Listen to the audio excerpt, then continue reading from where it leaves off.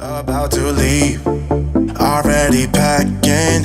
Come with me, I'm not really asking. We'll get away to a place where we don't know. About to see the world in action, what we can be, life with no distractions. We'll get away, this is what we waited for. Take my hand, we'll make it somehow. We can't miss out. I'm done living life with the lights out. Die with my own doubts. Be free with me.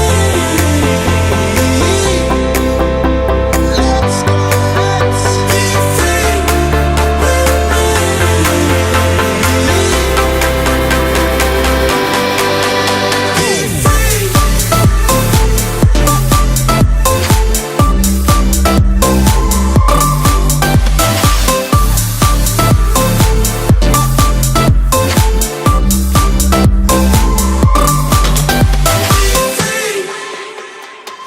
Not looking back, eyes on the freeway, Bonnie and Clyde, a classic cliche. We're on the run, this is what we waited for. Take my hand, we'll make it somehow. We can't miss out. I'm done living life with the lights out. Die with my own doubts. Be free.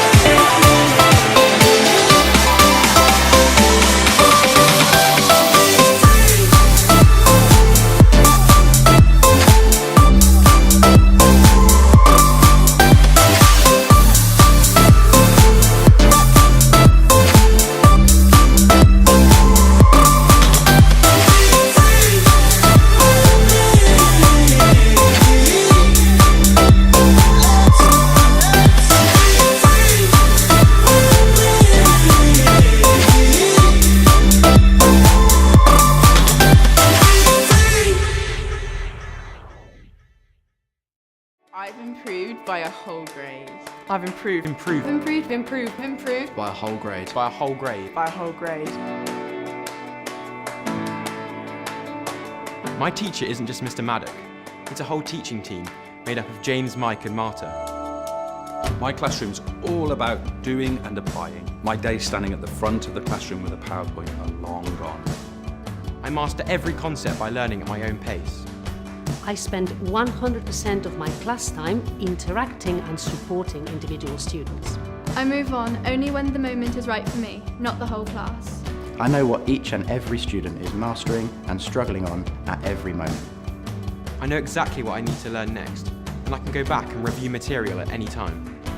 I spend my teaching time supporting and inspiring, not planning, delivering and marking. I can learn from anywhere at any time. I can switch off when school closes, knowing they are learning from the best. My teacher has my homework marked before I get to class. I set every piece of homework at the start of the year. I'm 2 weeks ahead of my expected progress. I can track everyone's progress with a swipe of a finger. I can track my own progress and set my own targets. I now have time to focus on developing the skills of every learner in my classroom. I know exactly what it means to explain, evaluate and analyse, and I'm not afraid of any exam. My lessons are now far more about the skills and the application, not just the content itself. I've completely remodelled what it means to be a teacher in my classroom.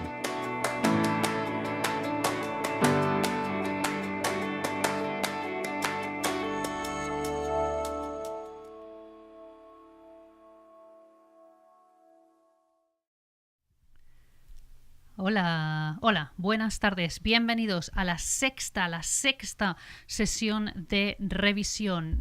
Yo soy Marta, encantada, y con nosotros tenemos hoy a James. Hola James. Hola. Nos ayuda en los controles y también tenemos a Mike. Hola Mike. Hola. Hola, Mike está al cargo de las redes sociales.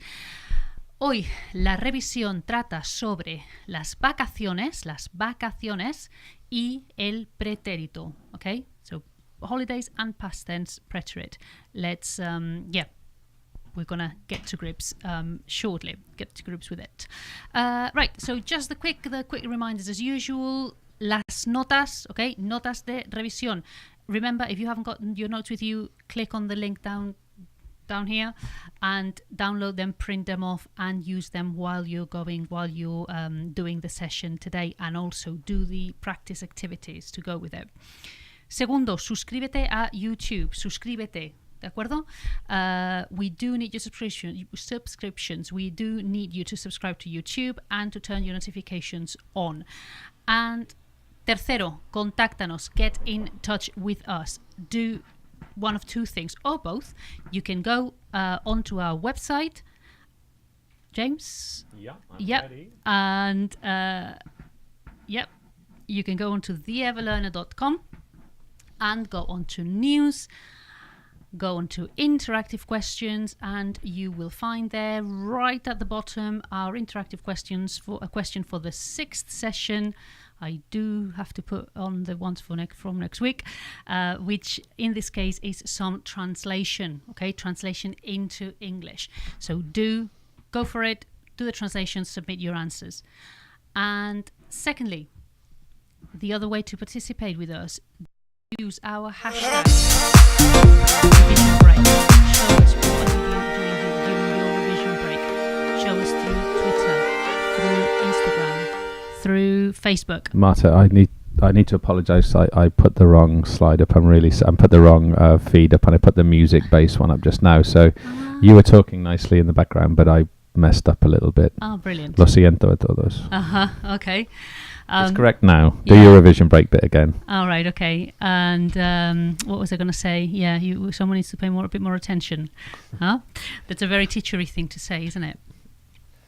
So yes, do use our hashtag revision break and send our pictures of your pictures, of what you do, what you get up to during revision. James, am I forgetting anything before we go on to the topic of holidays, las vacaciones? No, I think that's it. I think the only thing would be some further remonstration against my sort of pathetic efforts to stream these different elements in the correct order. The word vergüenza springs to mind. Vale. Sí. Okay, apologies accepted, James, don't worry. You'll pay for it at some point. Okay, so if there's nothing else we need to say, if everything's all right, let's get the canvas on and let's go and have a look at las vacaciones. Vale, las vacaciones, the holidays, las vacaciones. Tengo muchas ganas de ir de vacaciones. If I say this, what am I saying? I'm really looking forward to going on holidays. So here is my first little nugget to you. Tengo muchas ganas de is I'm really looking forward to. Okay, and we all. Okay, las vacaciones, really popular topic, so let's crack on with it. Let's start. If I'm going on holiday, what are the first things I need to know when I'm talking about this topic? First thing we're going to look is the most important verb, the verb ir, to go. What forms are going to be especially useful? Well, things like voy, of course, followed by a, I'm going to, voy a, or vamos a, we are going to. Okay, there are other forms, of course, but I'm just looking at the ones that are going to be the most useful, okay, the most essential. Others would be fui a, I went to, or fuimos a, we went to. Another one would be iba a, I used to go to, or íbamos a, we used to go to. And finally, we'll look at iré a, I will go to, or iremos a, we will go to. Okay, So other than these forms, of course, there are many others, okay? But these are probably the most essential ones you should make sure you know. So let's start with los países. Los países, countries, los países. What can we say? So voy a. Some important names of countries that you must remember are probably, many of them are cognates, okay? We've got things like Italia, Grecia, Portugal, many are cognates, so pretty much like in English, but precisely those that are related to the UK are those that maybe are a little bit less cognated sort of thing. So let's make sure that you remember words like Reino Unido, United Kingdom, Gran Bretaña, Great Britain, Inglaterra, of course, not to mix it up with English, Escocia, Scotland, Irlanda del Norte y Gales o País de Gales. Remember, this is not Gales, it's Gales, okay? Other important names of countries are probably los Países Bajos, the Netherlands, or los Estados Unidos, the United States. Abbreviated, you may see it in written like this, EEUU, okay? Los Estados Unidos. Not in Spanish, we don't write USA, okay? It's Estados Unidos. Other words, other things that you need to bear in mind, especially if you're doing your own writing and you're talking about holidays in the UK, some things you may want to bear in mind is a couple of names of places in the UK which will have a Spanish name if you're writing in Spanish. What do I mean? Okay, Cornualles, the Spanish word for Cornwall, Cornualles. Londres, the Spanish for London, or Edimburgo, the Spanish for Edinburgh. Okay, most of the places you may go to in the UK have not got a Spanish name, so it will be exactly the same in English, as in English. But in the case of these three, there may be others, but in the case of these three, you must use the Spanish name. Okay, if you are planning on writing on a specific place, do a little bit of research and check that it hasn't got a sort of funny name in Spanish. Okay, other things that you may want to say when you are talking about your holidays, you may want to say that you went to one of these countries. Okay, so of course you would say fui a, and then the name of the country, but you may also want to say something like me quedé en Inglaterra, for example. Me quedé en Inglaterra, I stayed in England. Okay, we could also say me quedo en Inglaterra, I stay in England, if that's what we usually say, or do, or me quedaré en Inglaterra, I will stay in England. You could also say, for example, me quedé en mi casa, I stayed at home, or me quedé en mi ciudad, I stayed in my town, or me quedé en mi pueblo, I stayed in my smaller town or village. Okay, and also remember that when you're talking about what country you go or you went to, you can also add a little bit of detail. And what do I mean by this? Tell me whereabouts you went. So, for example, fui al norte de España. Miles better than just saying España. Okay, so al norte de, I went to the north of. Okay, fui al sur de España, I went to the south of Spain, or fui al este de España, or fui al oeste de España. Okay, just by adding this, it sounds miles better. Okay, so give detail, remember. Okay, once we've got the countries, okay, let's think about when we are traveling. Okay, when we are traveling, let's think about el viaje. El viaje, important this word, remember, it can mean trip, it can mean journey. or it can mean travel. Okay, 3 different words in one in Spanish. So who have we got in a journey or in a trip? The person who travels, el viajero, or if they're traveling in transport, el pasajero, the passenger. We can also have la viajera o la pasajera. ¿Qué llevan? El pasajero lleva una maleta,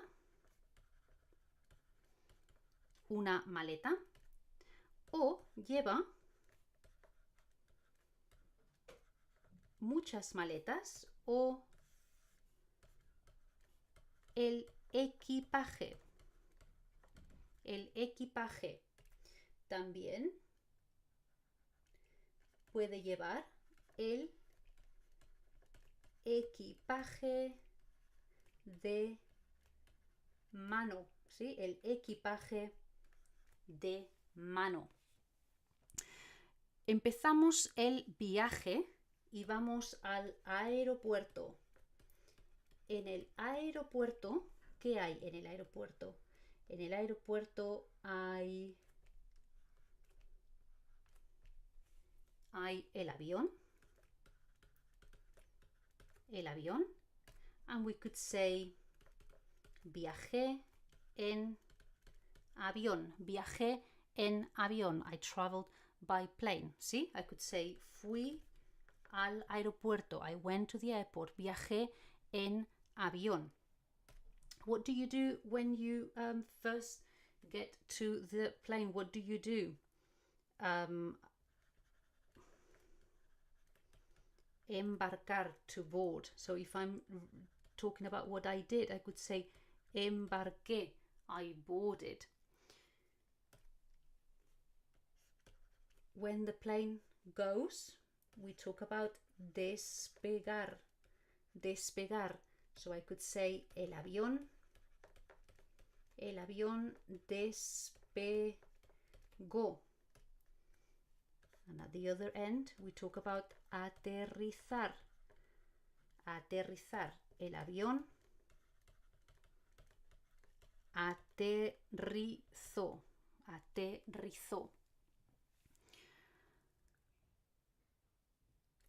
Things that we may need to know about airports, things that could come up in, especially in listening. This is called el altavoz. And so a loudspeaker. I'm sorry, it's not a very good. It's a very good loudspeaker. And what does it give? It can give us un aviso, a warning or an announcement. Okay, un aviso. And what could the classic aviso, the classic announcement in an airport, talk about? It could be about un retraso, a delay, un retraso. Okay, and typical things that could be due to una huelga, a strike, or el mal tiempo, bad weather. Okay, so think about these sort of possible announcements that you may need to pick up. Where's it traveling to, or what is the reason? Okay. What are the problems other than delays, retraso? What are the problems maybe in the airport? Perder el avión, literally to lose the flight. Perder is to lose, but also it's literally is to lose the plane. But this is how we say to miss a flight. Okay, perder el avión. So do bear this in mind. Possible problems. We can also use this word perder for to lose the luggage. Okay, we could say perder el equipaje. Okay, so I could say, for example, la compañía, la compañía perdió mi equipaje. The flight company lost my luggage. Okay, so think about problems that could happen.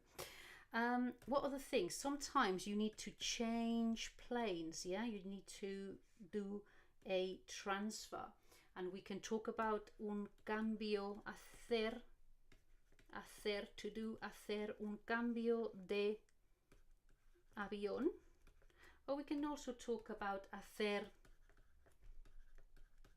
transbordo, okay? Hacer transbordo. And in that case, we can talk about la connexión, la conexión, o el enlace, okay? Two possible words to talk about connection. I know that I'm going maybe into a little bit of detail, but it's worth doing this when you're writing about holidays, because you don't want to stick to the boring, I went to Spain and I ate paella and stuff like that, okay? So do be prepared to add a little bit more detail, and of course this detail is also going to be useful for things like listening, especially when announcements and things may come up. Okay, other things related to transport. We're not traveling by plane anymore. We're traveling by train. Lovely train. It's super modern, isn't it? So things about el tren. Viajar en tren. Si voy en tren, esto es el vagón. El vagón, ¿vale? And remember, el tren de alta velocidad, el tren de alta velocidad, high speed train in Spain, it's called el AVE. Oh, sorry, not AVA, that's something else. AVE, AVE. Okay, that's the name for the fast train in Spain. So do remember that as well. When we're traveling by train or by on the aeroplane, I could say necesito un billete, need a ticket de ida o de ida y vuelta. Okay, de ida y vuelta. Remember these expressions: return ticket, ida y vuelta, de ida, single ticket. Okay. Vale. Having seen the journey one, vamos a ver el alojamiento. Good have it on here. El alojamiento. Sorry about that.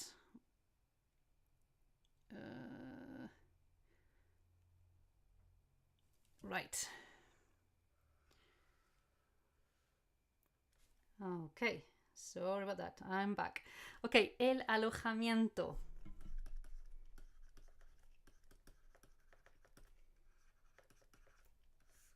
Accommodation, really important word. El alojamiento. Important verbs to know. Me alojo en, I stay in, o me alojé en, I stayed in, o me alojaré en, I will stay in. Okay. Also, if we want to say we will stay, nos alojamos, we stay in. Nos alojamos can also be we stayed in. Y nos alojaremos would be we will stay. Okay, so important verb, alojarse, to remember. And what places may I stay in? So un hotel, we know that, but una pensión, me alojé en una pensión, I stayed at a B&B. Un albergue, hostel, o un albergue juvenil, a youth hostel, o en un parador, a nice hotel placed in a historic building, very typical in Spain.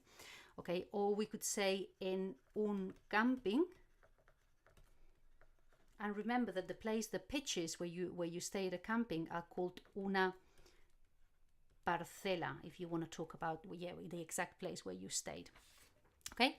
You can also, sorry about the papers, we can also use the verb, another important verb is alquilar. Alquilar, to rent or to hire. So I could say alquilo, I hire, or alquilé, I hired, or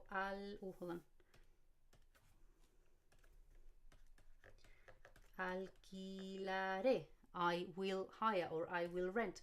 Of course, you can also say it in the we form. So alquilamos, alquilamos, we hire. Alquilamos is also we hired, and alquilaremos is we will hire. Okay, so important verb, alquilar. And what could you say you hired or someone hired? Well, un apartamento, we know that. Un chalet. We can also talk about, for example, un bungalow. We can also talk about, for example, un hotel o un apartamento de 2 habitaciones, 2 rooms with 2 bedrooms, habitaciones, o un apartamento con piscina, o un apartamento o un bungalow al lado del mar, by the seaside, for example. Yeah. Also remember all the different types of like bed combinations you could use if you rent if you hire a room. Like una habitación individual, doble, okay, and so on and so forth. So do have a look and remember all those things. Also important, what you call it, the board. Okay, so for example, we talk about we could say iré de vacaciones. I will go on holidays. Iré de vacaciones en régimen de, and then I could say media pensión, half board, o pensión completa, full board, o alojamiento y desayuno, bed and breakfast. Okay, so do remember this expression, régimen and the boards. Okay, media pensión, pensión completa. Okay, and then finally, important things, los problemas, things that could happen, very common, los problemas, all sorts of problems you could encounter when you're on holiday. Okay, if you're writing about holidays, just say give you some interesting problems someone may have come about. Important, los problemas related to this is the verb quejarse, to complain, or la queja, the complain. Okay, so you may come across these words. And what things could you hear?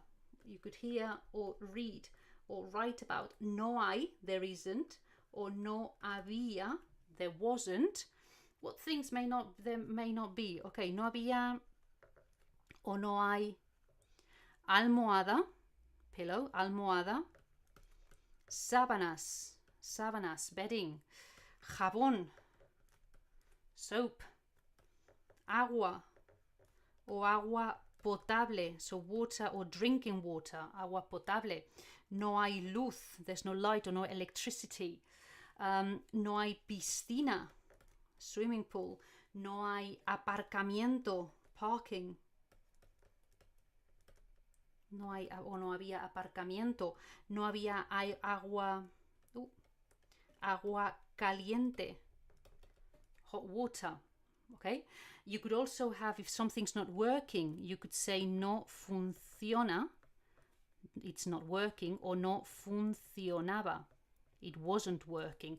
¿Qué no funcionaba? No funcionaba la calefacción, the heating, o el aire, no funcionaba el aire acondicionado,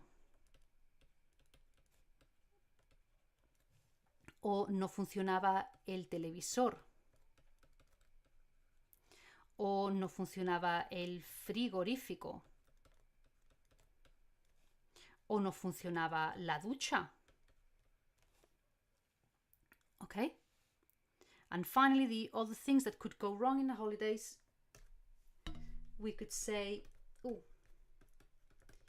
hizo mal tiempo.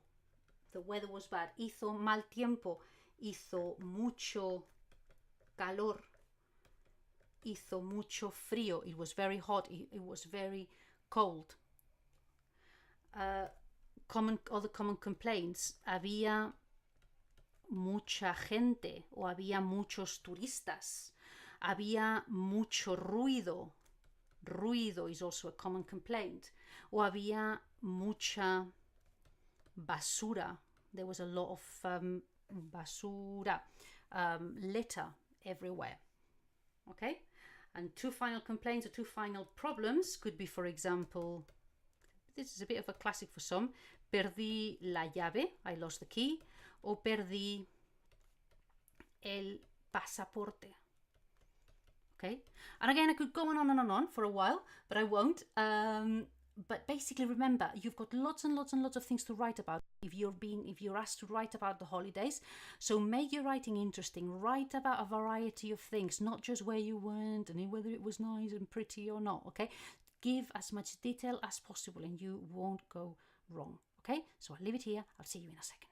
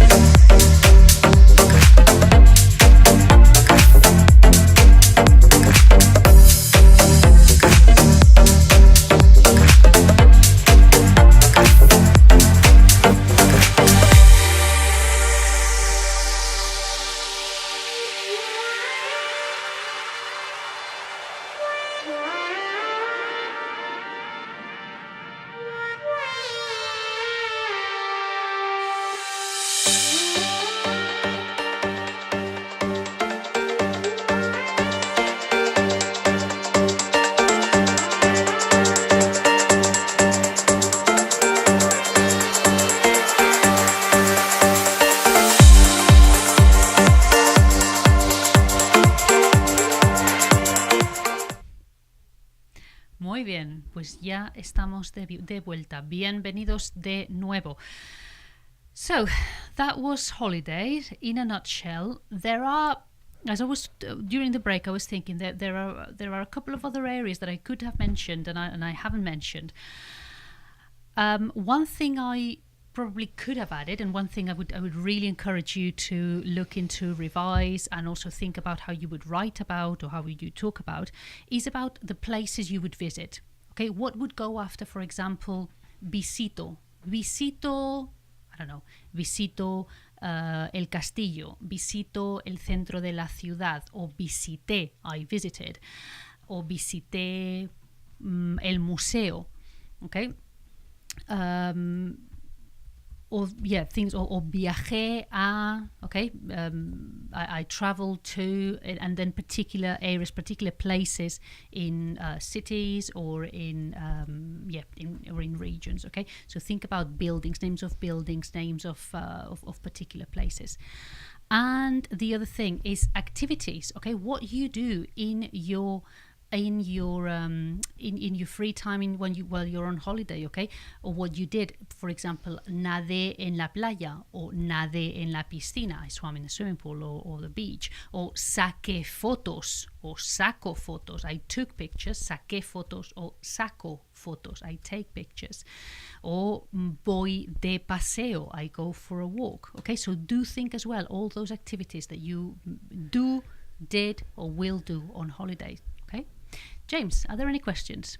Sí. Sí, hay preguntas. ¿Qué preguntas hay? ¿Dónde vas tú este verano por vacaciones? ¿Y con quién? ¿Con quién? ¿Y qué haceráis? ¿Qué haréis? ¿Qué haréis? Yeah, hacer is one of those irregular verbs that can be a bit tricky in the future. Haréis. ¿Qué haréis? Pues este año voy de vacaciones a Barcelona.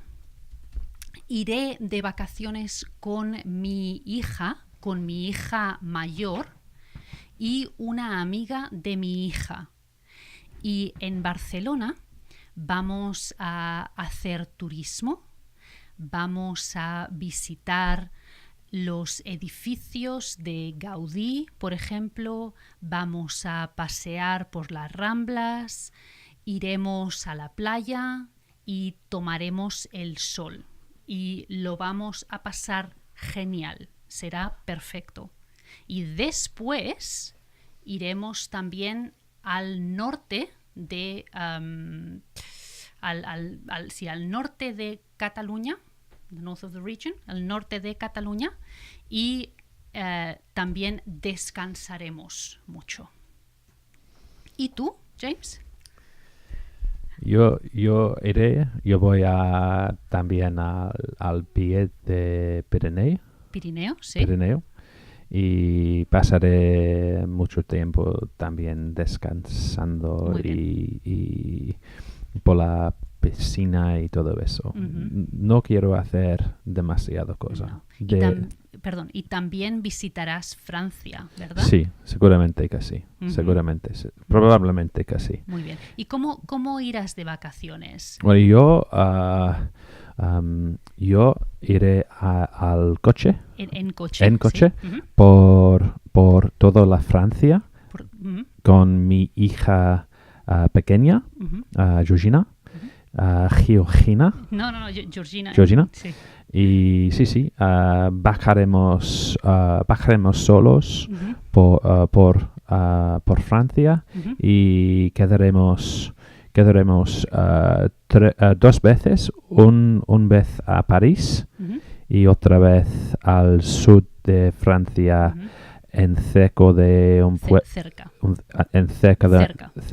cerca de un pueblo se llama Millau. Muy bien, excelente, muy bien. Pues espero que lo pases muy bien. Gracias. Muy bien. Mike, any questions? Nothing from you? No. Okay. Mike, ¿dónde vas de vacaciones? Pardon? Okay. If that's it for now, let's now move on to the second part of our session, which is on the preterite. Preterite is super important because, of course, is that tense that you use to explain what you did or what someone else did, what happened. So, of course, just think, if you're talking about holidays, one likely thing you may have to talk about is a past holiday. So if that's the case and you want to say all the things that you did, all the things that happened, you need the preterite, okay? So let's crack on with the preterite and we'll be back straight after.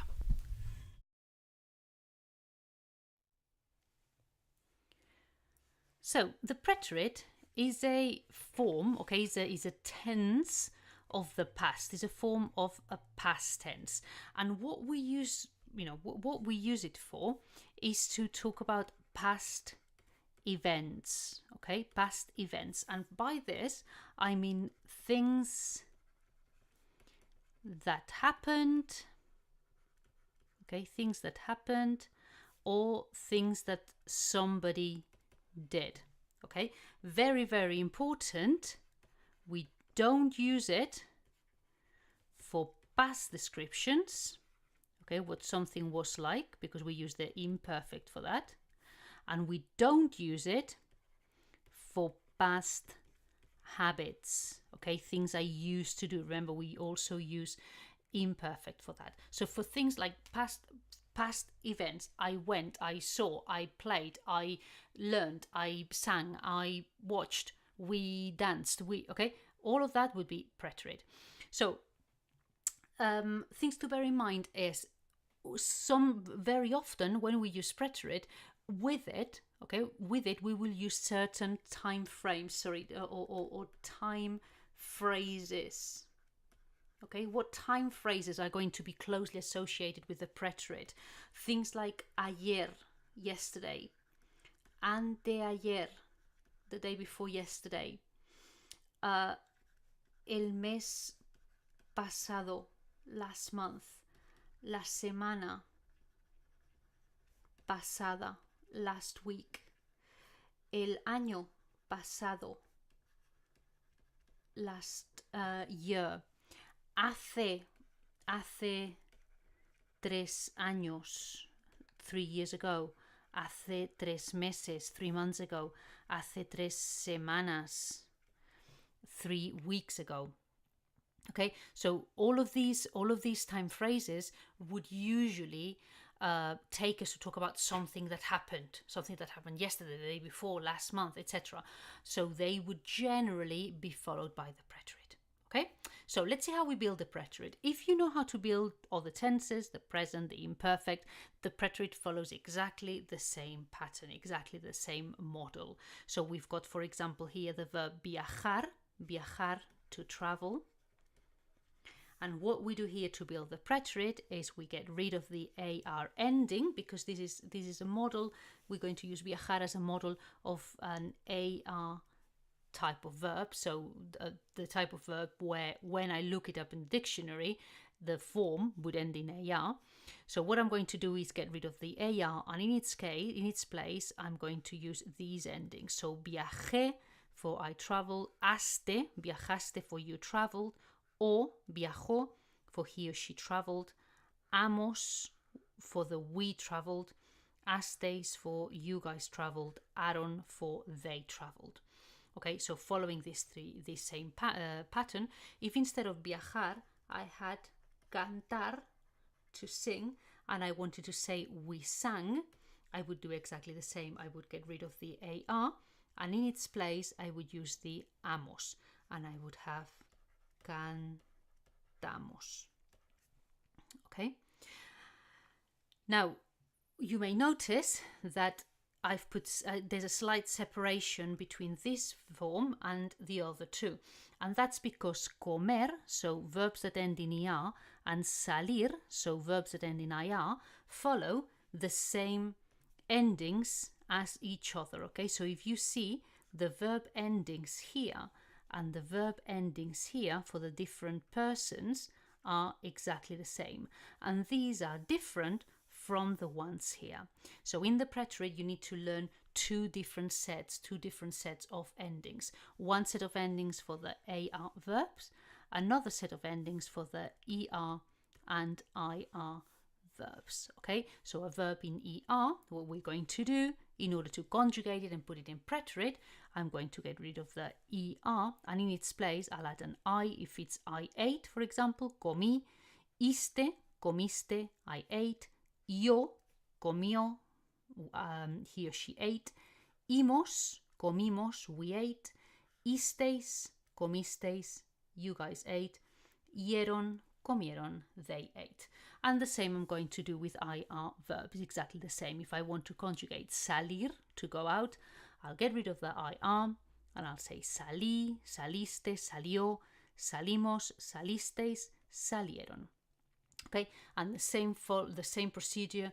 I would follow exactly the same for any regular verb that ends in ER or IR. So for example, if instead of we ate, I wanted to say we drank, beber is to drink, so I would get rid of the ER, and for we drank, I would say bebimos, okay? And so on and so forth. So doing the preterite is relatively easy. The only thing you need to bear in mind is that there are quite a lot of irregular verbs. Okay, so let's look at some of the most common irregular verbs. The first group of irregular verbs is the one that's made up by these verbs. These are, although it looks like two, there are actually three verbs here. Why is that? Because this form here, okay, this is the six forms of the preterite of two different verbs, of the verb ser and the verb ir. Ser is to be, ir is to go. But for some reason, in the preterite, they've got the same forms. So, fui is going to be I went or I was, depending on the context. Fuiste is going to be you went, or you were, depending on the context. Fue is going to be he went or he was, depending on the context, and so on. So, you're only going to know, depending on the sentence, whether it's to go or to be. So, for example, if I have fuimos de vacaciones will be we went on holidays. Okay, we went on holiday. But if I said fuimos afortunados, that will be we were lucky. Okay, so depending on the sentence, depending on what other information is on the sentence, I will know whether it is the preterite of ser or the preterite of ir. In either case, they are irregular, they've got an irregular preterite, and to be honest, all you can do is learn them. Okay, so just remember that it starts with fu, and then you add the endings. Okay. Now, the other irregular verb is ver, which is to see, okay? And again, it's slightly irregular as well, okay? Vimos, visteis, vieron. Important to remember what the endings are. And if I had to have a sentence, I could say, for example, ayer vi una película. Yesterday, I saw or I watched a film. Okay, so these two verbs, or three, are important to learn in the past tense or in the preterite, because they are some of the most common verbs that you are going to need, especially this one. Okay, now the other group of verbs that is worth bearing in mind is this one here. And what happens here? We've got here these verbs, and by the way, I've got here a little problem, a little mistake. I've got a D here that I've mistaken, put an S, so this should be P-U-D, pud. Okay, I've got these verbs here, these 7 verbs here, that are pretty irregular. Why is that? First of all, they've got the endings are different. Okay, if you look iste, o, okay, they are different from the verbs, the endings here. Notice that it hasn't got an accent, the o hasn't got an accent either. Okay, so the endings are already a little bit different. But also, instead of taking the stem, okay, instead of taking, for example, in the case of hacer, when I do the preterite, instead of taking the stem, take away the er and add the ending, I'm not going to take this stem here. I'm going to take this, okay? So if I wanted to say I did, because hacer is to do, so not only I need to take the H-I-C, ith, not take hacer, but ith, and then add the ending, ice, okay? If I want to say we did, again, I would take the ith, and then add the ending for the we, imos, okay? If I wanted to say they did, I would take the ith, and then add the ieron, which is the ending for the they, not s, n, for the they. Okay, and the same happens with poner, to put. We'll do pus, so we'll say puse, pusiste, puso. Estar, to be, is the other verb estar, the one for to be at a place, etc. So estuve, so I, for example, I was on holiday would be estuve de vacaciones. So notice how instead of taking I've taken estuve and added the ending, okay? Haber, to have or to there be, would be hube. So for example, if I want to say there was a strike, I would say hubo, because it's there was, una huelga, okay? Hubo. Poder will do pud, saber will do sup, and tener will do tub. Okay, so if I want to say they had a baby, I could say tuvieron, taking the tub and the hieron, tuvieron un bebé. Okay, so really important to bear in mind some of these verbs. There are some that may not be as common, okay, that you may not encounter so often, but a verb like hacer, tener, and probably haber and estar are probably the most common ones that you should bear in mind, okay, that the stem changes. Okay, finally, the last thing I'm going to mention is some I will call it common spelling changes. They're pretty common in the preterite. And we'll see, let me show you what I mean by spelling changes, right? I've got, for example, this verb here, hacer, okay? We've seen that in the preterite, hacer doesn't do this. It takes ith and then the ending, okay? Now, if I want to say he or she did, I would take the ith and then I would take the o, okay? So I've got hice, hiciste, I would need hizo, hicimos, hicisteis, hicieron, yeah? Okay. The problem though is that if I read this, here it doesn't say hizo, here it says hico, because C before O sounds k, not th. So in this case, because I need it to start to still sound like a th, I need to change this C for a th, hizo, okay? So what I need to remember here is that if I do want to do the th sound, I will use a C in front of E or I. This will be the and thi, but I will use a Z in front of A, O, U to make tha, tho, thu, okay? Because this sounds ka, ko, ku, okay? So bear this in mind. Another thing that you may also want to bear in mind, is, for example, what happens with a verb like sacar, to take out. Okay, if I want to say I took out, I would get rid of the AR and I would add the E with the accent for the I took out. But if I read this, okay, this doesn't say saque as it would need to be. This says sace, exactly the opposite of what was happening before.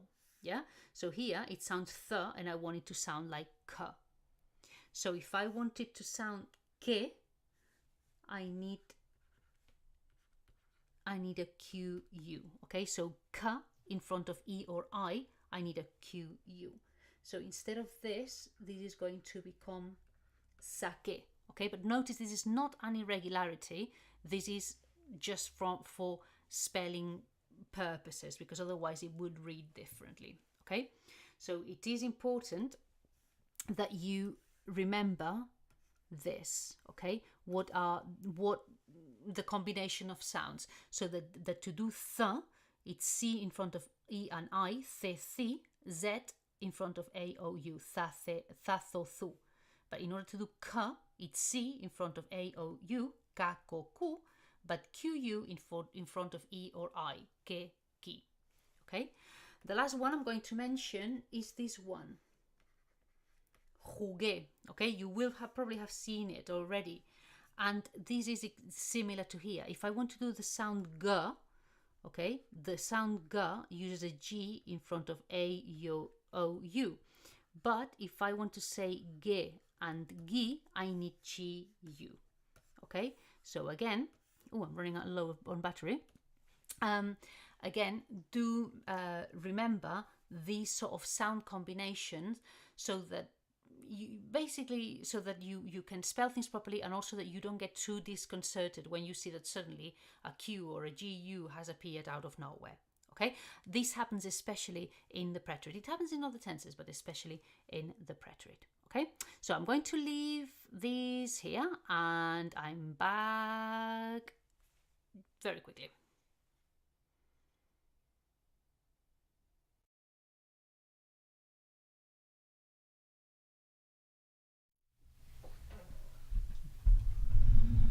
Vale, ya estamos de vuelta. Okay, the preterite. Sometimes it can be a bit of a hard nut to crack. James, any questions?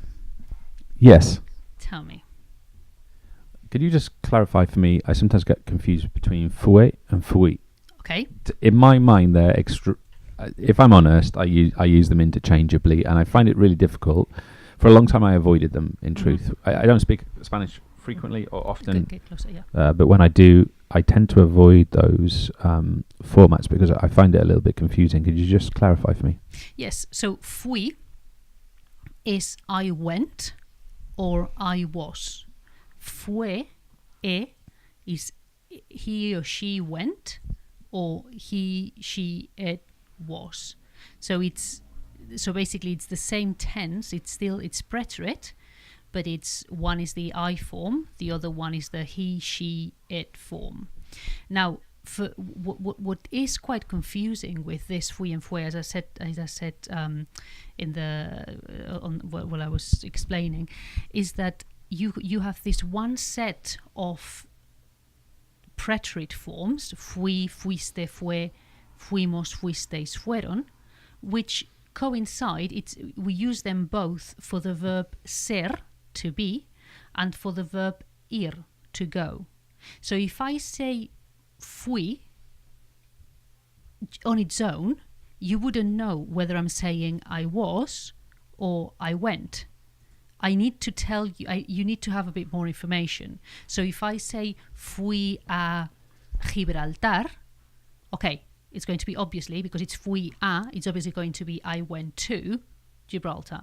But if I say fui camarera, okay, because camarera is waitress, okay, that's going to be I was a waitress.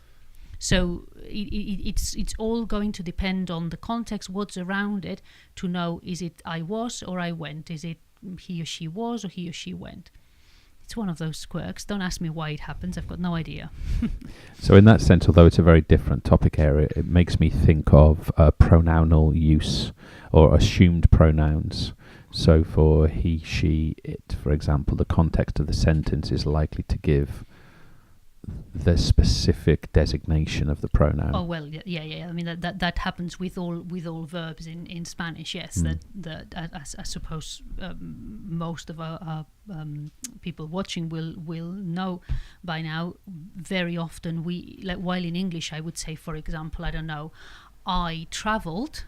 In Spanish I will just say viajé, and that e already tells me that it's the I form and that it's the past form, the preterite. So I don't need to say yo viajé, just viajé gives me all the information I need. I will only say yo viajé if maybe I'm contrasting where you traveled. Maybe you said that you traveled to Mallorca, and I say, oh, yo viajé a Menorca. So it's like I went to Menorca, you didn't. It would be like in that context. Yeah, or I did go to Menorca, for example. If you wanted to say I did go to Menorca, you may say in Spanish, you're emphasizing. Yo fui, exactly. You're emphasizing who is doing it. And sometimes it can also be if it can be ambiguous who you're talking about. So let's say we're talking about, I don't know, John and Mike, and I want to say, I don't know, he played football. Sometimes just the verb itself may not be clear enough, so I will need to say John jugó a fútbol or él jugó a fútbol, but sometimes I won't. Most of the time I won't need to use that. So my second question really is about the role of grammar in these sessions. So it seems to me that you have prioritized, you've done a lot of content and vocabulary as well, but you seem to have prioritized grammar. And unlike, I think, what might have been the case before, you haven't taken the kind of Jamie Oliver method of hiding the carrots in the tomato sauce to make the pasta bake. You've made it really explicit that learning grammar is a good thing and that learning grammar is central to the experience of being a genuine linguist. Is that a fair thing to say? And how do you see that as a professional, as someone who studied linguistics? I mean, why do you structure it that way? Well, for me, learning some people will disagree, and I know that some people disagree and say, well, you have to learn it you have to learn a language in a more sort of organic way, immerse yourself in the language, and that's brilliant. Generally, if you live surrounded by the language, if you are not, for me, the quickest way and the way how everything makes a bit more sense is by understanding the grammar. And also, for me, learning the grammar of a language has always had a very sort of liberating feeling, because then I'm not tied to repeating the same phrases and the same words and the same structures that I've, the same things that I've heard before or read before. I can just make up my own things. I can make up my own phrases, my own language. Sometimes make mistakes, many times make mistakes, but it's just a much more fun way of working with languages if you know what the logic behind that is. The one thing what I was going to say is that we've now in this session we've looked at the preterite, but with the topic of holidays, that the topic of holidays is a great topic to, especially when you're doing your writing, to really work hard at using many different time frames. When you're doing your writing, 90-word writing, 150 writing, there or thereabouts, of course you are encouraged to use different time frames, and there are some topics which you might struggle a little bit to, it's almost like you sort of what do you call it, like shoehorning. Yeah, you're shoehorning time phrases. I don't know, if you talk about technology and then you have to talk about what technology you used before, it's a bit, I don't know, what will you use in the future, I don't know, it can be a little bit. Holidays is great because you can always talk about what where you usually go, what you usually do, but you can also talk about a past holiday, or you can talk about what you used to do in your holidays, like on a regular basis before, or you can talk about where you will go when you finish your exams, using phrases like cuando termine mis exámenes, for example, when I finish my exams, or si pudiera, if I could. Or you can talk about, you can use the conditional, where would you go if you could. So it gives you a lot of freedom to use all these structures. So it's a really good one. If you're given the choice, I would say go for holidays, because you're going to be able to say a lot, and you can talk about problems, you can talk about things you saw, things you ate. You can put any, almost any topic, any sort of topic from other things can go in, because what did you do on holidays? Well, you decide what you did. So it's a great one. Are opinions encouraged within that? Of course. Or opinions, yes. So mi opinion would be a classic thing to try and push into the structure in which you're writing or speaking. There's the classic, most people watching, they will know that, there's the classic me gusta, no me gusta, me encanta, odio. But then there's other expressions. There's a mi opinión, but there's also things like no soporto. There's also things like no aguanto. Yo creo que. Creo que, pienso que, exactly. Always remember as well that justifying, saying why you liked something or not. And of course that gives you a lot of, an opportunity to use adjectives and to use, more complex phrases. Of course, you do need to give a lot of opinions. If you don't know anything, if you get stuck, just give an opinion on something, and you can't go far wrong.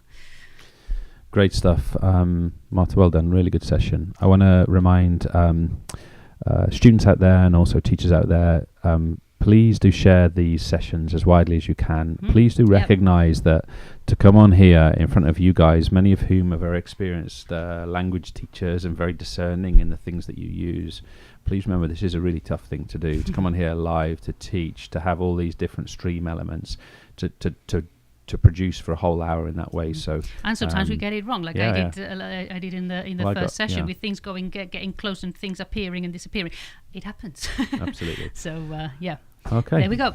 So next session, ¿cuándo nos vemos? El martes, ¿no? Día 8 a las 4 de la tarde. What are we going to be looking at? We're going to be looking at the topic of school, la escuela, and future tenses. Okay, so we are bit by bit, we're covering all those little, all those time frames that you should be using. Anything else? Anything I'm forgetting? No, Mike. Estoy contento. ¿Estás contento? Sí. Estupendo, muy bien. Pues nos vemos el jueves, el martes a las 4 de la tarde. Of course, you can continue to watch the PE sessions, the GCSE PE sessions, and join on to them as well. When is the next one, James? PE session Next PE we have session. also on Tuesday. No, it's Thursday, no?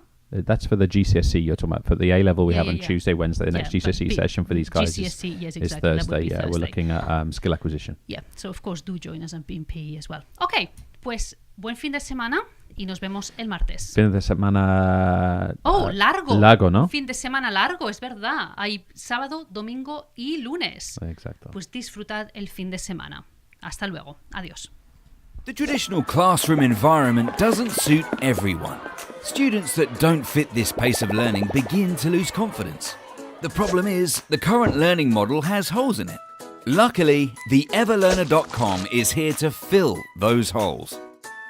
With the EverLearner Classroom, each student is given a chance to master each subject at their own pace.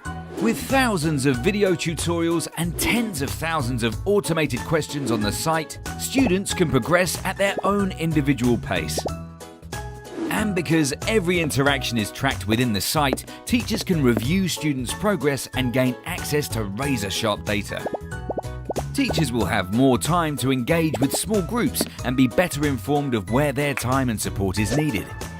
With the EverLearner, teachers can leave the traditional model behind and become facilitators, coaches, and inspirers. There's a reason we have over 100,000 registered students. To learn more, visit our website today.